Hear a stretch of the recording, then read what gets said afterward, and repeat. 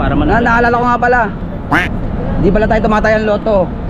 Gago na, isa mo na naman. Saka, alam nyo ba mga Earth, pag ako tumama sa loto, ang gagawin ko, nakikita nyo ba yung building na to? Yan. Tatayo ko ang sarili kong building dyan, katabi nyan. Yan. Ang lalagay kong pangalan ay Team Kabigla. So yun, nakita nyo na ha. Pag nakita nyo yan, yung building na yan. Shangri-La pa yan, social.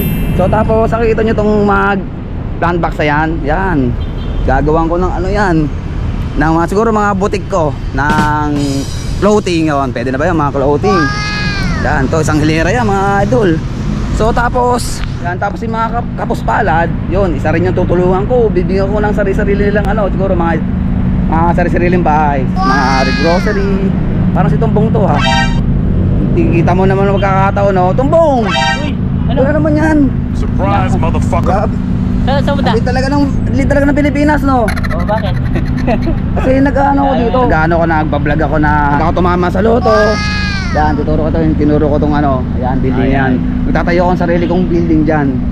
Yan. Yan. Ba't ka ba nandyan, Tumbong? Iniisip ko rin siguro kasi kung yayaman din ako. Titignan ko tong building ko. Tara, lakad tayo doon. Habang naglalakad tayo. Nakita ko na naman to si Tumbong. Mga Earth. So ikaw ba, Earth? Ano ba, ano mo? Pagka tumama ka sa loto, Hindi, syempre pag ako tumama sa loto, Oo. unahin ko syempre yung aking mga magulang, pamilya, yan. Tapos sunod yung mga kaibigan. Tapos papatayo ako ng church or simbahan. Lupit. Tawid tayo. So tapos, Kapuspalad, yan, tutulungan natin yan, di ba? Para kung sakasakali. Tayo. Tapos, dito, hindi ka magpapatayo ng mga sarili mong building dito? hindi, ang bala ko ipatayo dyan, yung mga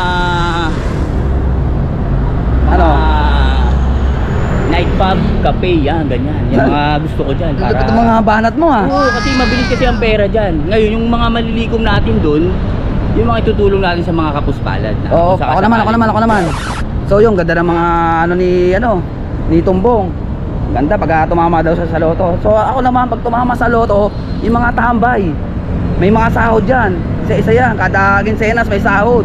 Mga tambay may sahod kayo. Yan tandaan niyo na. Okay ka naman Ako hindi, ang mga tambay tutulungan ko makakuha sila ng requirements para mapagtrabaho sila. Makatulong sila sa magulang nila na hindi sila May requirements pa? Dapat wala na requirements. Hindi, sa akin naman galing yung pera pang requirements eh. Kasi kung papabayaan mo sila na bibigyan mo sila buwan-buwan nang walang ginagawa, matututo lalo sila maging tamad. So sa ibang yung mga taong grasa, mga taong kalye, tutulungan mo ba sila? Yung mga taong grasa, bibigyan ko yan ng grasa para hindi na sila nagdudumi. Joke lang. Ano ba? Ang gusto ko dyan, siyempre, bibigyan natin sila ng maayos na matutulugan para hindi sila maging taong grasa, di ba? Yun.